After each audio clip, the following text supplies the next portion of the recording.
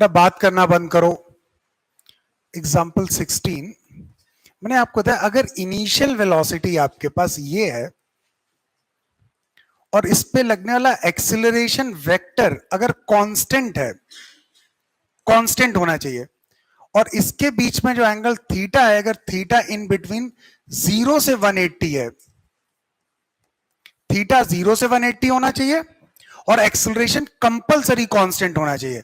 तो हमेशा ध्यान रखो जो पाथ होगा वो बॉडी हमेशा पैराबोलिक पाथ पे जाएगी। अगर ये एक्सीलरेशन वेरिएबल हो गया तो जरूरी नहीं है कि पैराबोलिक पाथ हो, बट अगर एक्सीलरेशन कांस्टेंट है, एंगल 0 से 180 के बीच में, हमेशा पैराबोलिक पाथ होगा। तो इस केस की बात करें, ये फैन ऑफ कर दो, इसको छोड़। तो इस केस में अगर मैं बात करूं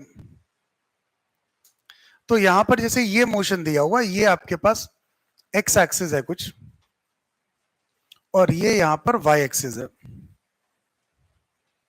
ये ऐसे कुछ मोशन दिया हुआ।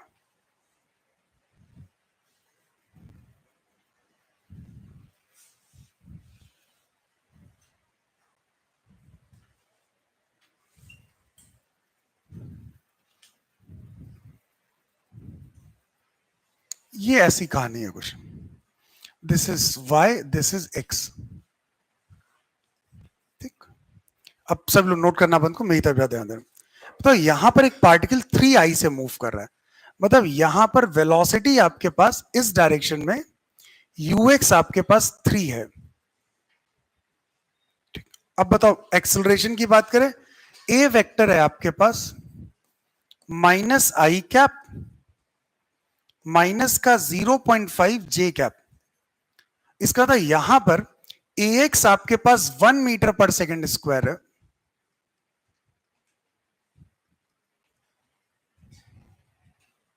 वन मीटर पर सेकेंड स्क्वायर, और ए वाई इस डायरेक्शन में है विच इज 0.5 मीटर। अब देखो अलग अलग मोशन को डिस्कस करो, ये तो बात समझ में आ गई ना, पैराबोला तो होगा पक्का। अब ये मोशन पहले इसको देखो, एक्स एक्सिस का बताओ, ये पार्टिकल यहां पे ऐसे जाएगा, रिटार्डेशन होगा इसका, कहीं जाके बताओ ये मोमेंटरी रेस्ट पे आएगा। हम एक साथ देखते ही नहीं मोशन, ये मोमेंटरी रेस्ट पे आएगा, और इसके लेकिन एक्सेलरेशन तो एक्ट करेगा ही। बताओ ये दोबारा से अपने पाथ को रिट्रेस करता हुआ, बताओ इसके बाद ये टुवर्ड्स निगेटिव एक्स एक्सिस, बताओ ये ऐसे मूव करता हुआ चला जाएगा अपना। इधर बताओ ये रेस्ट पे है, इधर ये रेस्ट पे है, तो वो तो जो पार्टिकल रेस्ट पे हमेशा किसके अलोंग मूव करता है, in the direction of velocity only, तो in direction of acceleration only. तो एक्सेलरेशन नीचे बताओ ये वाला पार्टिकल हमेशा बताओ किधर मूव करता रहेगा, बताओ ये ऐसे मूव करते हुए कहां चला जाएगा, माइनस इंफिनिटी चला जाएगा। ये ऐसे ही तो मोशन हुआ।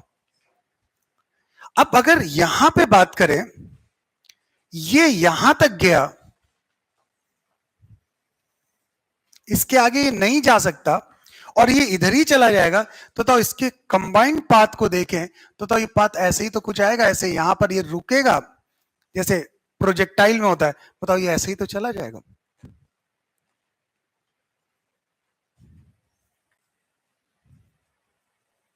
ये ऐसे चला जाएगा, अब कैसे प्रोजेक्टाइल मोशन ऐसे ही तो हुआ। बट जैसे जी डाउनवर्ड लग रहा था, इस बार बताओ वो एक्सेलरेशन बताओ कौन सा लग रहा है, 1 मीटर पर सेकेंड हॉरिजॉन्टल लग रहा है आपके पास। क्लियर पहले तो। लेकिन हम लोग इसमें तो डील ही नहीं करते, हम किसमें डील करते हैं, एक्स में अलग डील करते हैं, वाई में अलग डील करते हैं हम लोग इसको। तो अब सबसे पहले इसमें पूछा क्या क्या गया है, इसमें पहला उसने पूछा what is the velocity of the particle when it reaches it maximum x coordinate. Maximum x coordinate बताओ, इसके लिए हम बात करते हैं मोशन अलोंग एक्स एक्सिस। बेटा मेरी तरफ ध्यान दो, एक्स एक्सिस के अलोंग मोशन है, मैंने इस डायरेक्शन को पॉजिटिव लिया। बताओ यहां पे यूएक्स आपके पास इनिशियल वेलोसिटी बताओ क्या होगी, +3 मीटर पर सेकेंड, एक्सेलरेशन माइनस का 1 मीटर पर सेकेंड स्क्वायर। टाइम हमें निकालना है कब जीरो होगा, फाइनल वेलोसिटी जीरो हो रही है, और डिस्प्लेसमेंट भी निकाल लेते हैं, मैक्सिमम एक्स कोऑर्डिनेट कहां पहुंचेगा। ये एक तरीके से जहां पर जीरो हो रहा है यही तो इसका मैक्सिमम एक्स कोऑर्डिनेट है। एक्स मैक्सिमम कॉमा 0, हाँ या ना बताओ। सबसे पहले v is equal to u plus a t, final 0, u की वैल्यू 3 माइनस का 1 इंटू टी, तो टाइम कितना आ गया 3 सेकेंड। ये कब रेस्ट पे आ रहा है 3 सेकेंड में, तो ये यहां पर जो रेस्ट पे आया है ये टाइम आपके पास अब पता चल गया मुझे 3 सेकेंड। इतने टाइम में बताओ इसका डिस्प्लेसमेंट क्या होगा, u plus v by two into t. तो मैक्सिमम एक्स कोऑर्डिनेट कितना हुआ, u की वैल्यू है 3, v की वैल्यू है 0 बाय 2, टाइम कितना लगा 3, 9 बाई 2, बताओ 4.5 मीटर। बताओ जो इसका मैक्सिमम एक्स कोऑर्डिनेट है बताओ वो 4.5 कॉमा 0 हो गया। टाइम निकल आया, ये निकल आया, क्लियर। ये हमने कौन सा मोशन डिस्कस किया, एक्स के अलोंग। अब अगर मैं बात करूं यहां पर, रुकना बेटा, मोशन अलोंग वाई एक्सिस की बात करें,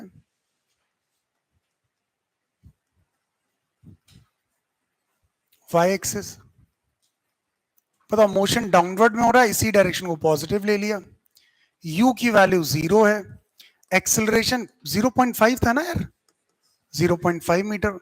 किस टाइम पर वो 0 हुआ है आपका 3 सेकेंड। टाइम हमें 3 सेकेंड डिस्कस करना है और उस टाइम पे हमें इसकी फाइनल वेलोसिटी निकालनी है और इसका डिस्प्लेसमेंट y कोऑर्डिनेट निकालना है मुझे, ठीक। तो बताओ ये क्या हो जाएगा, v is equal to u plus a t, v आपके पास u 0 है, 0.5 इंटू 3, बताओ वेलोसिटी कितनी आ गई 1.5 मीटर पर सेकेंड, और उस टाइम पर displacement s is equal to u plus v by two into T.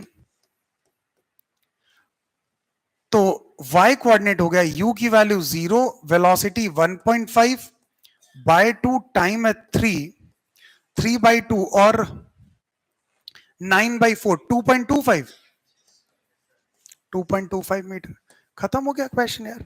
बताओ जब ये यहां पर पहुंच रहा है तो इसके पास वेलोसिटी कितनी है इस डायरेक्शन में 1.5 मीटर, क्योंकि ये वाली वेलोसिटी बताओ क्या हो गई आपके पास 0 हो गई है।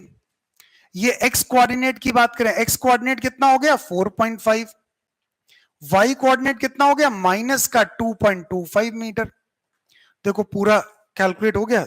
क्या क्या था पहला, what is the velocity of the particle when it reaches the maximum x coordinate, कितनी वेलोसिटी है आपके पास 1.5, बताओ पहला आंसर तो यही लिखा हुआ है। Second, where is the particle at this time, बताओ कहां पे पार्टिकल है 4.5 कॉमा माइनस का 2.25 मीटर। पहले तो कंसेप्ट सभी को पूरी तरह क्लियर। तो मेरे पास कोई भी क्वेश्चन है, मैंने इसीलिए आपको शैडो कंसेप्ट बताया। अगर ये प्रोजेक्टाइल नहीं भी होता तब भी मुझे कोई फर्क नहीं पड़ता, हम एक्स के अलोंग अलग डिस्कस करते, वाई के अलोंग अलग डिस्कस करते और सब कुछ कैलकुलेट कर लेते। कंप्लीट करिए बेटा पूरा। पेज नंबर 7 पे क्वेश्चन नंबर 16।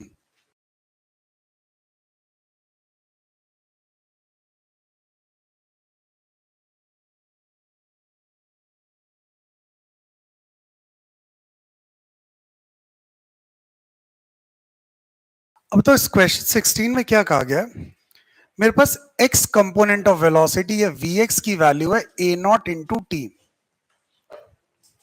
बात करना बंद करो। और vy की वैल्यू है this vy is equal to lambda into x. Now we have to calculate trajectory की इक्वेशन। अच्छा क्वेश्चन, किसी ने आंसर निकाला है, ऑप्शन डी। अब देखो vx अगर ये है आपके पास, अच्छा t0 पे इसने बताया जरूर कहां पर है ये 0 कौन। अब देखो अगर तुम्हारे पास vx ये है तो this vx can be written as dx by dt is equal to a naught into t. तो dx हो जाएगा आपके पास a naught into t d t, 0 से t, और 0 इनिशियली ओरिजिन पे है तो x की वैल्यू क्या हो जाएगी a naught T square by 2। बताओ x as a function of time आ गया आपके पास, अरे हाँ ना तो बोलो भाई, ठीक। अब बताओ vy की बात करें, vy lambda into x, x निकाल चुके हैं तो बताओ क्या हो जाएगा lambda a naught T square by 2। बताओ vy can be written as dy by dt, और ये dy बाई dt क्या हो जाएगा lambda a naught by 2 into t square. बताओ यहां से dy हो जाएगा आपका lambda a naught by 2 into t square d t. Limit 0 से t, ये 0 से y, तो y is equal to lambda a naught by 2, इसका हो जाएगा टी क्यूब बाय 3। बताओ ये वैल्यू टी क्यूब बाय 3 आ गई। अब इक्वेशन ऑफ ट्रेजेक्ट्री का क्या फंडा होता है, x as a function of time निकाल लो, y as a function of time निकालो, टाइम को एलिमिनेट कर दो यार। तो बताओ यहां से टी स्क्वायर की वैल्यू कितनी आएगी, t की वैल्यू कितनी आ गई, 2x अपॉन ए नॉट की पावर 1/2। इसमें पुट कर देते हैं तो y की value lambda a naught by 2, a naught by 6 in fact, और टी क्यूब हो जाएगा 2x अपॉन ए नॉट की पावर 3/2। किसके टर्म में आंसर चाहिए, और सिंप्लीफाई करना है, ऐसे ही आंसर है स्क्वायर। ठीक, तो स्क्वायर y स्क्वायर क्या हो जाएगा आपका, lambda square A not square by 36 into ये क्या हो जाएगा 2 क्यूब 8 हो जाएगा x cube by A not square. A not square और ए नॉट नहीं क्यूब, ए नॉट क्यूब आएगा भाई, तो ये क्या हो जाएगा ए नॉट क्यूब। तो ए नॉट स्क्वायर इससे कैंसिल, और ये आपका कितना हो जाएगा 4/9, तो y स्क्वायर हो जाएगा 4/9 into lambda square x cube. बताओ यही बाय ए नॉट, देख लो कोई ऑप्शन है। हाँ अच्छा 2/9 आएगा, सही बात है, दिस इज 2/9। तो कंसेप्ट सभी को क्लियर, मतलब इक्वेशन ऑफ ट्रेजेक्ट्री तो सीधे से समझ गए यार कि x as a function of time, y as a function of time, उससे डायरेक्टली कैलकुलेट कर लो। ठीक, सहमत, सभी लोग अटेम्प्ट करिए। पेज 7 पे क्वेश्चन नंबर 21।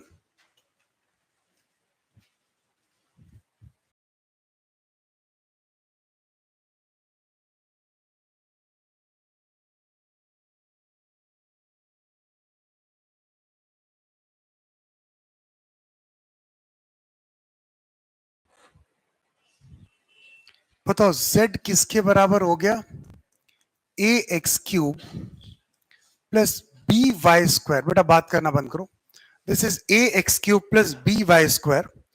बताओ उसने कहा है dx by D T, dx by D T क्या हो गया बच्चा, वेलोसिटी x के अलोंग।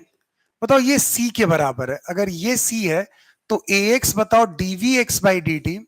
बताओ क्या एक्सेलरेशन 0 होगा x के अलोंग, अगर वेलोसिटी कांस्टेंट तो एक्सेलरेशन 0।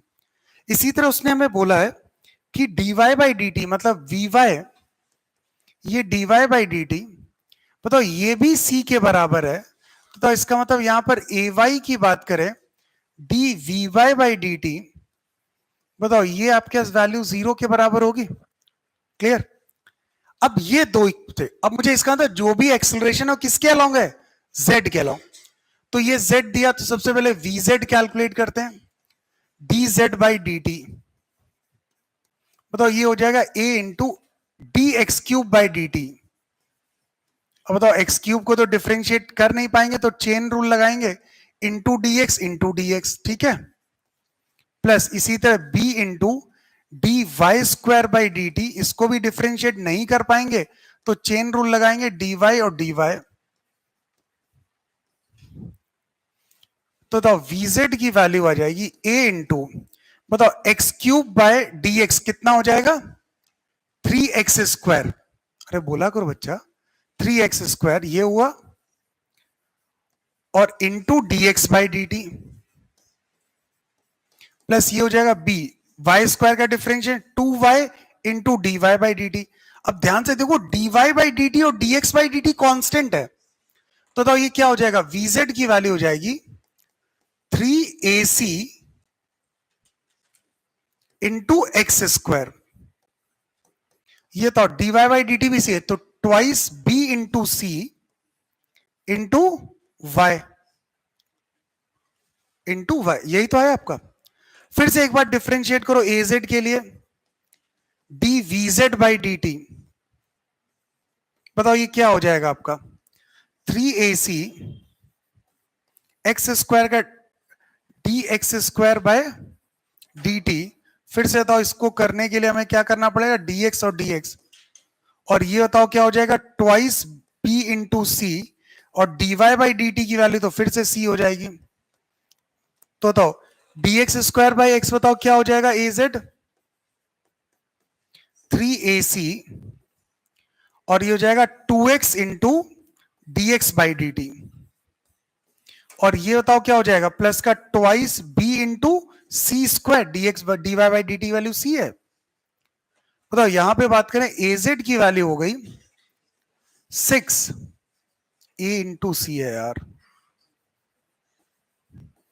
6 इंटू ए सी स्क्वायर इंटू एक्स प्लस का twice B into c square. हमसे कहां पूछा गया एजेड, बस यही तो है। अब एजेड ये किधर होगा, के में होगा, देखो कोई ऑप्शन मैच कर रहा होगा।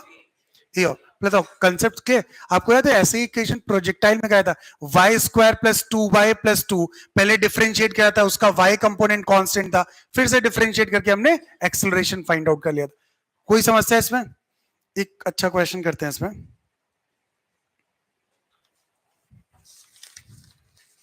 पेज नंबर 8 पे आइए, क्वेश्चन नंबर 28, मोस्ट इंपॉर्टेंट टिक करो, इरोडोव का बहुत अच्छा क्वेश्चन है।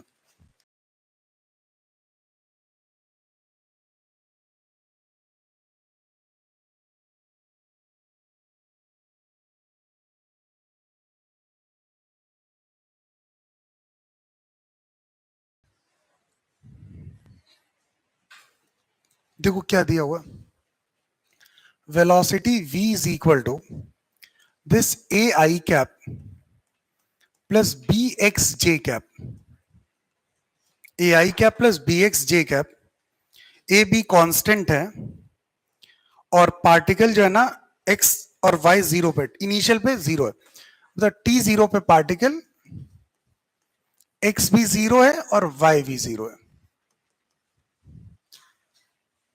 बताओ अगर ये है तो वेक्टर v को हम लिख सकते हैं, this is vx i cap plus vy j cap. बेटा मेरी तरफ ध्यान दो, बताओ vx की वैल्यू कांस्टेंट है a, vx can be written as dx by dt is equal to a, तो बताओ यहां से dx की वैल्यू हो जाएगी a dt, लिमिट 0 से t, लिमिट 0 से x, तो x इज इक्वल टू बताओ at आ गया, हाँ ना, ठीक, x at आ गया। अब बताओ यहां से vy को कंपेयर करें, सिमिलर क्वेश्चन, bx vy में b इंटू एक्स की वैल्यू क्या हो गई 80, बताओ vy को लिख सकते हैं dy बाई डी टी is equal to a b into t, तो dy की वैल्यू हो जाएगी this is a b into t d t, 0 से t और ये भी 0 से y, तो y की value a into b into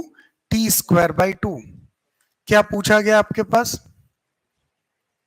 equation of trajectory.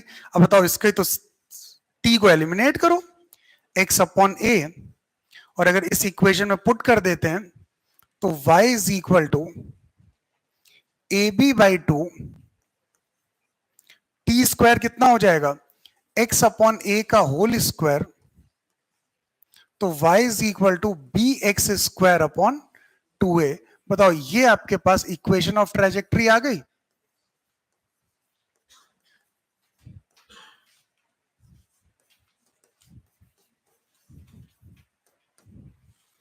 ठीक, सहमत सभी लोग?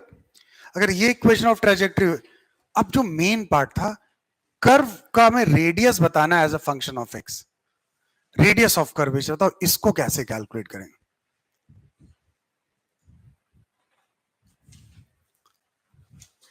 अब देखो इसको एक मेथड से करेंगे, क्या, पहले आप क्या करो, वेलोसिटी निकालो, जो आपके पास इसका मैग्नीट्यूड निकालो, v स्क्वायर बाय, बहुत लंबा मेथड जो अभी कन्वेंशनल, ए टोटल निकालेंगे फिर।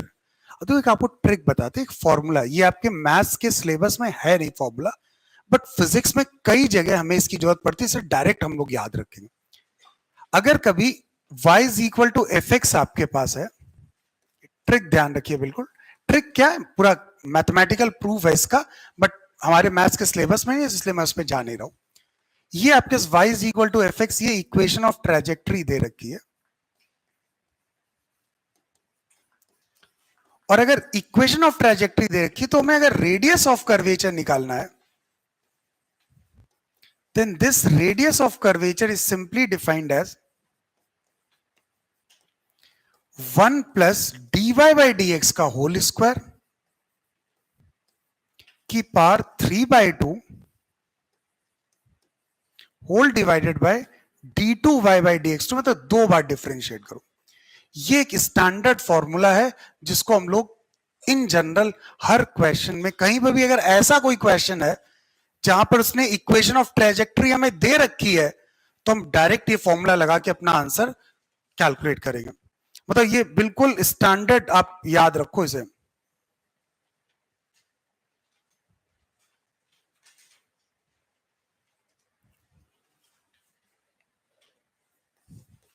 नोट कर लो इसे। कंप्लीट कर लिया। अब देखो, अब इसको डायरेक्टली हम लोग कैसे यूज कर सकते हैं, सब लोग मेरी तरफ ध्यान दो बेटा। जब मुझे फंक्शन बताओ क्या था, y is equal to b x square by 4a या 2a is equal to 2a। ठीक, मेरी तरफ ध्यान दो। बताओ यहाँ dy बाई डी एक्स अगर निकालें तो कितना आ जाएगा, b by 2a, x square का डिफरेंशिएशन 2x। बताओ ये क्या हो जाए, bx अपॉन a। इसको एक बार और डिफरेंशिएट कर, मतलब dy बाई dx को एक बार और डिफरेंशिएट कर देते हैं ना, इसी को इन शॉर्ट लिख देते हैं d2y बाई dx2। बताओ एक बार और डिफरेंशिएट करेंगे, बताओ ये क्या आ जाएगा, सिर्फ b बाई a, x का डिफरेंशिएशन तो 1 हो जाएगा। अब सीधे सीधे फॉर्मूला लगाओ, r is equal to 1 plus dy by dx का होल स्क्वायर की power 3/2 upon d2y by dx2। तो r की value 1 plus dy by dx, तो बताओ क्या हो, 1 plus dy by dx, 1 plus bx upon a का होल स्क्वायर और इस पूरे की पावर 3/2 और d2y बाई dx2 बताओ कितना हो जाएगा आपका, b अपॉन a। तो रेडियस आपके पास आ जाएगा a upon b into 1 plus b square x square by a square की पावर 3/2। ये आपका फाइनल आंसर। और सबसे आसान तरीका है बेटा रेडियस को फाइंड आउट करने का ऐसे क्वेश्चन में जहां पर इक्वेशन ऑफ ट्रेजेक्ट्री आपको दी हो। मोस्ट इंपॉर्टेंट टिक करके नोट करिए सर।